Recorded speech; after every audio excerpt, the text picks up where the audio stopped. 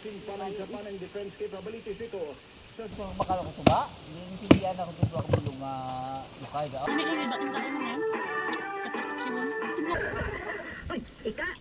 Kung dili ka magsapak na ako! Hello people, so another day, another video na naman. Galing nga pala ako dyan sa eskwelahan at dumiretso na ako sa sakahan namin dahil nandoon si mama. At pagdating ko sa kubo ay naabutan ko si Edsel at yung pamangkin ko.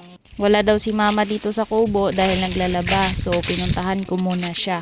So ayun si mama nakikinig ng kanyang radyo habang naglalaba. Siya lang muna mag-isa dahil si Sheila at si Edsel ay naglalaba din ng ibang damit doon sa bahay namin mismo. Bali yung mga damit na nilabahan ni mama ay yung mga damit na nasa kubo lang at yung mga damit na yon ay ginagamit namin para sa pag-uuling. Marami-rami lang ang mga labahan dahil medyo matagal din bago nakapaglaba ulit ng mga damit namin dito sa kubo. So ayun, tumulong na ako dyan kay mama sa paglalaba para naman matapos na kaagad dahil hindi pa si mama nakakain ng kanyang tanghalian. Habang naglalaba kami dyan ay merong taong nakipagkwentuhan sa amin. Kwento-kwento lang, gano'n. At habang sina Edsel naman ay maghahakot ng kahoy doon sa pinafayla namin. May kwento ko lang, nung nasa Negros pa kami dati, siguro nasa grade 1 ako noon, syempre maalala ko pa yan, no.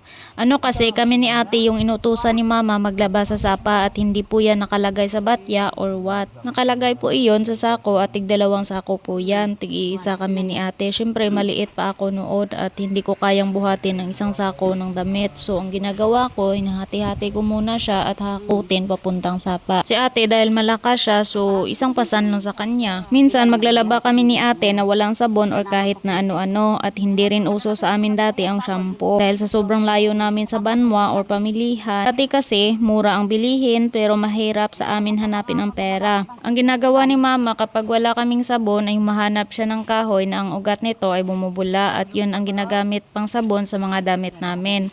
Wala po siyang amoy pero malilinis niya po ang mga dumi sa damit at ito rin daw ang ginagamit ng mga matatanda dati. So yun lang muna ang kwento ko, balik tayo dito. Malapit na pala matapos ang pagsasabon namin dyan. Si mama na lang ang tatapos dahil ako naman ay magbabanla. Oops, bakit yung po pinapalo ang damit? Dahil galit ako, bakit? Ay hindi po ako galit. Yan lang kasi ang nakasanayan namin dahil nga uling yung trabaho at madumi talaga ang mga damit. So pinapalo para lumabas yung masamang pag-uugali niya ay stay yung maduming katas ng damit at banlawan para naman malinis, ganun.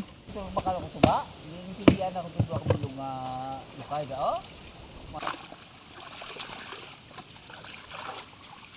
Kasi kay nga lago. At sa wakas ay natapos na rin. Syempre nakalagay pa rin sa sako at hindi po yan mawawala. Yung nasa sako ay si mama ang magdadala at yung natira ay ilagay ko sa batya at syempre yun ang aking dadalhin. Pagkatapos ng mahabang labahan ay syempre gutom din po. Buti na lang may nabili akong tinapay kanina so yun ang kinain namin. So ayun, ginutom talaga kami at napaupo na lang saglit at napakain ng tinapay. Mo lang na. Ang isa pa. So ayun, nagpapatulong ako dyan kay mama sa pagbubuhat ng batya dahil mabigat. So mahihirapan ako kapag ako lang.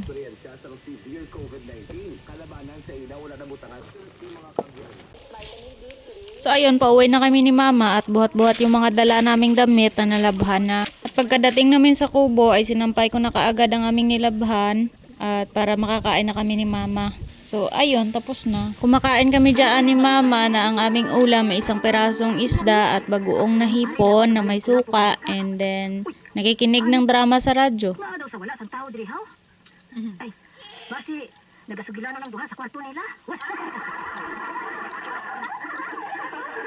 Pero, kinahanglan ko nga makabaligya sa akon utan. Kay, nagmuno ka gina si Ika sa akon mo. Anay ka bala? Kay, masinggit ako. Ay, Ika, ari na naging mo utan nga ginpadulo mo ka gina sa akon.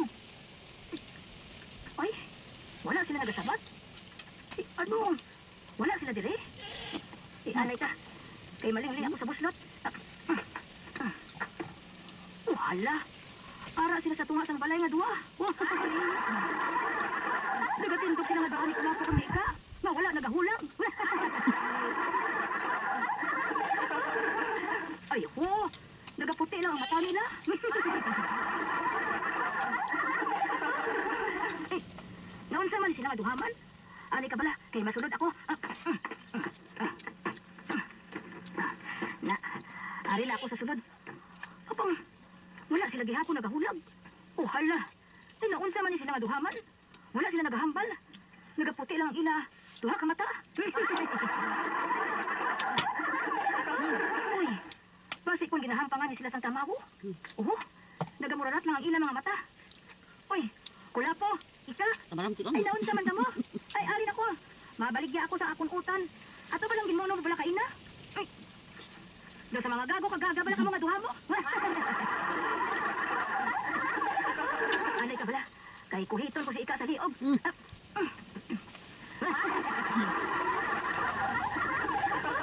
Oh, hala. Wala gihapon nagasapak sa akon si ika. Uy, ika. Kung dili ka magsapak na ako, halokan ako si Kulapo. Oh, hala. Wala man sige hapon nagasapak sa akon. Ani ka bala? Kay halokan ko si Kulapo.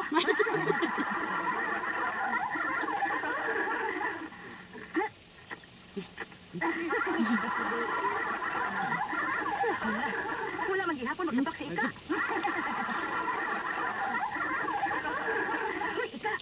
Wala bala ako nagalahog.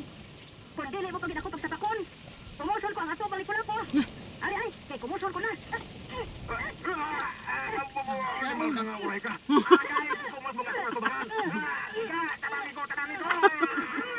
Nagambal ka. Ikaw ang matigaan ko na po. Ano ba? Ano? Siya ko, kaya dahil ikaw gigyan matigaan, ikaw ang maperde ko na po. Baka nandito ka pa rin sa part ng video na ito, paki-share at pa-follow na rin po. Maraming salamat sa inyong lahat, sa lahat ng sumusuporta sa mga videos namin. Mag-ingat po kayo palagi and God bless po.